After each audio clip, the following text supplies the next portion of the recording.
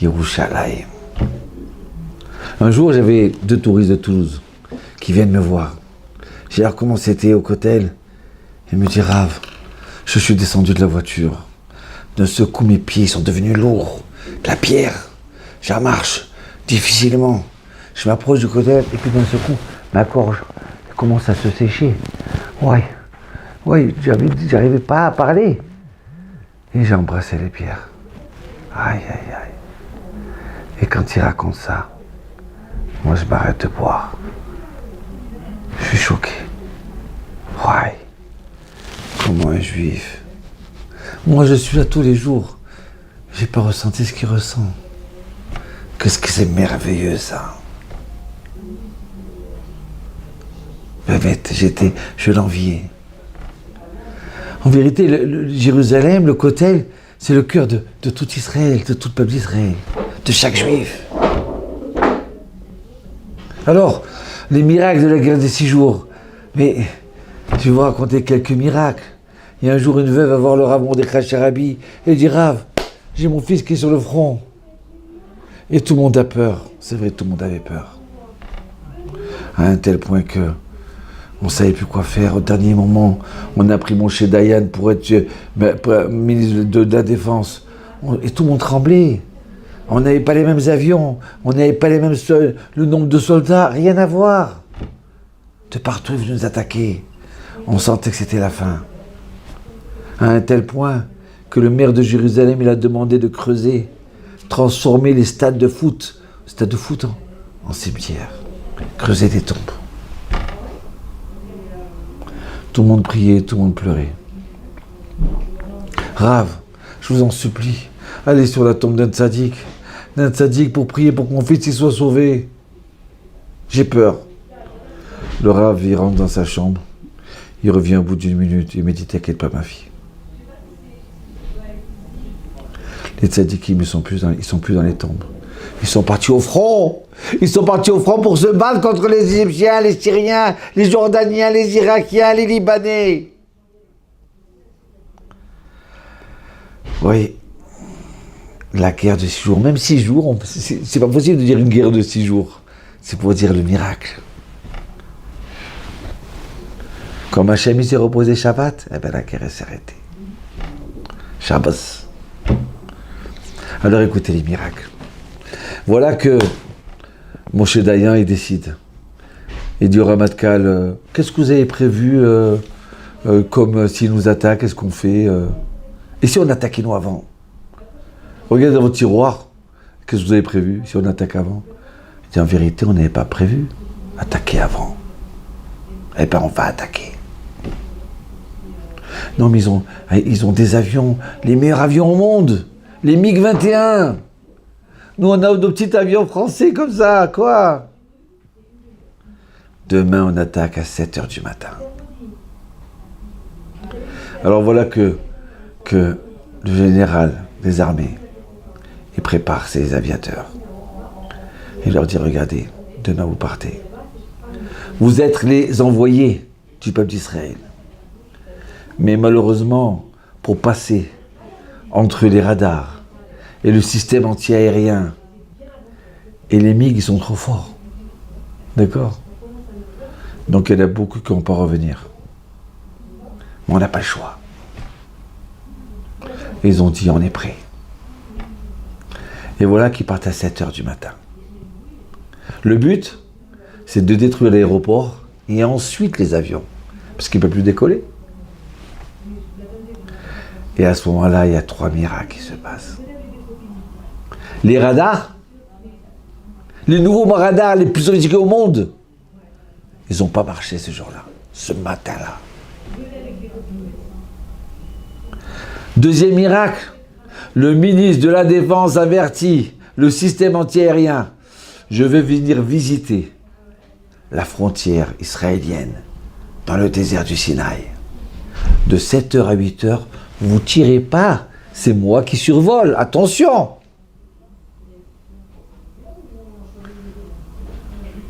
Troisième miracle, c'est quoi?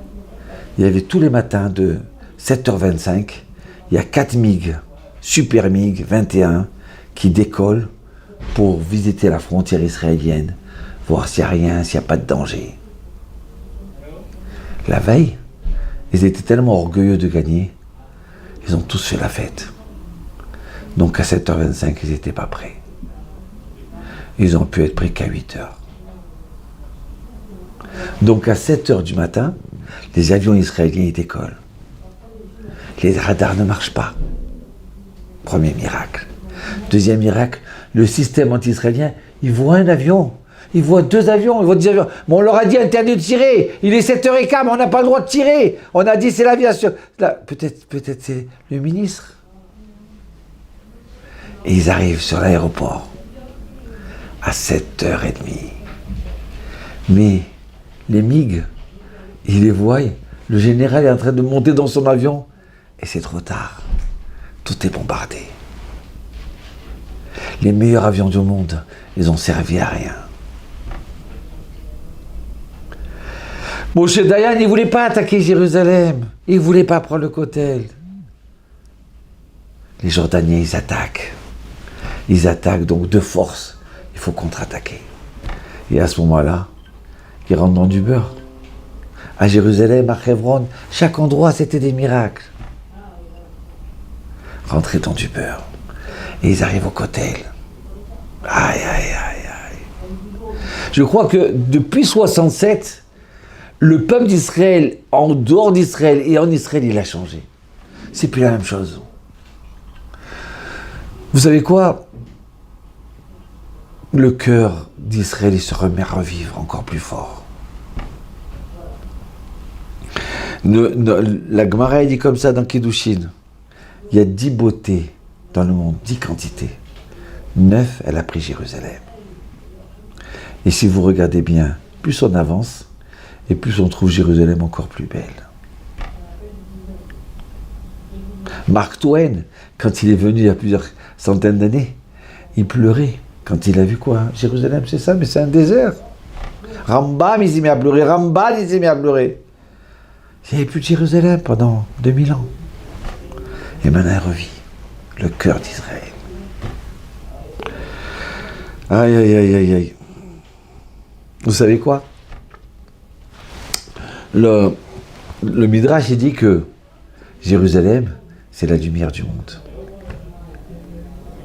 Alors, oui, je comprends ce juif-là, qui avait la gorge serrée. Alors moi, j'ai décidé d'aller prier au Kotel, un matin honnête. Et voilà qu'un jour, un matin de Shavuot, je me trouve là-bas. Et puis d'un seul coup, je vois des milliers de gens qui arrivent de partout pour prier honnête. Mais j'ai pas compris, toute l'année, il n'y a pas autant de monde comme ça. Qu'est-ce qui se passe? Et d'un seul coup, je vois au loin le rabbin Sitruk Zatzal, avec toute sa communauté. Ils avaient étudié toute la nuit. Et ils arrivent, prier au Kotel, il n'y avait plus de chaises, on était serrés. Mais c'était tellement beau, tellement fort. Et je me suis posé la question, mais pourquoi à Shavuot, cette coutume, elle est là comme ça chaque année? Ils arrivent de partout, les Yerushalayim. Je sais pas comment expliquer. Que le premier moment, après la guerre de 6 jours, où les Juifs, ils ont pu venir embrasser le Kotel, les portes de la vieille ville ont été ouvertes aux civils, c'était juste avant Shavuot. Donc à ce moment-là, ils n'ont pas voulu attendre le lever du jour. Après l'étude, ils sont tous venus, des milliers, ils sont venus pour aller embrasser, remercier Hachem au Kotel. Depuis, chaque année, il y a beaucoup de gens qui ne savent pas. Ils sont inspirés pour aller au Kotel à ce moment-là. C'est devenu une coutume. Voilà, comme c'est merveilleux. Regardez, une fois, j'ai dit à quelqu'un, je voudrais, tu viennes nous voir, tu viens voir l'école, c'est des gens en Israël, viens à Yerushalayim. Il me dit quoi? Je vais venir en Israël et je ne vais pas à Jérusalem, mais je suis obligé d'aller à Jérusalem. Autrement, je vais à l'île Maurice. Si je suis en Israël, je vais à Jérusalem, c'est sûr.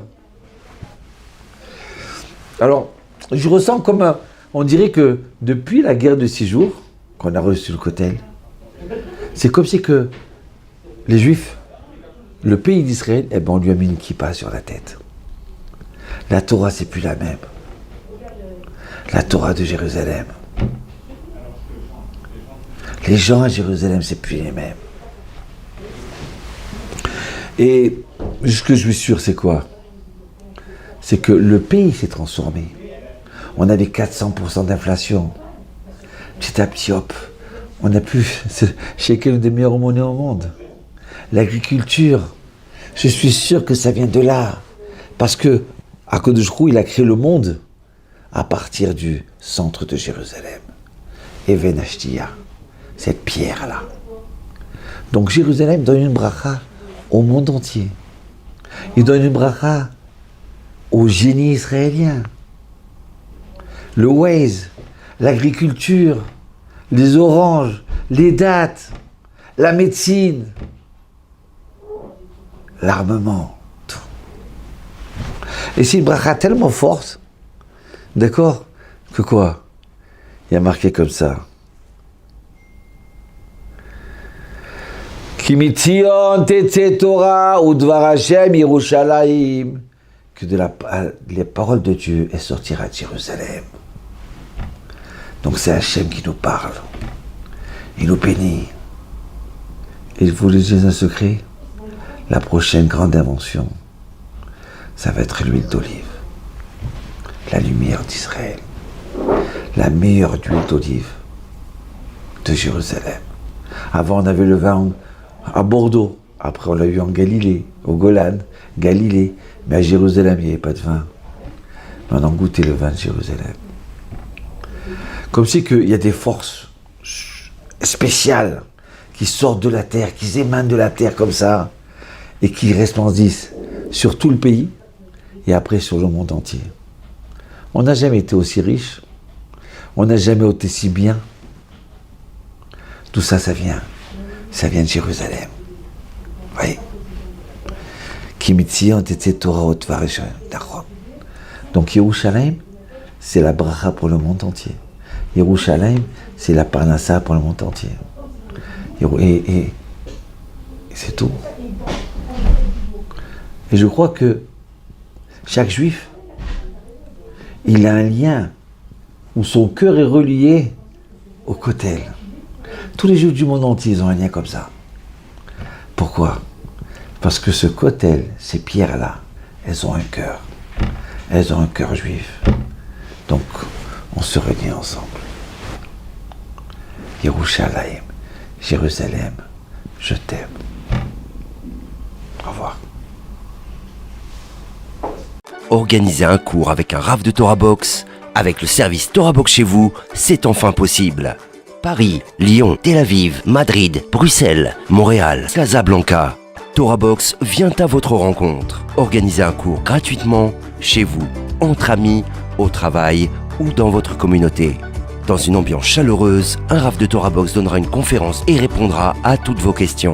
Réservez rapidement sur notre site, par email ou par téléphone.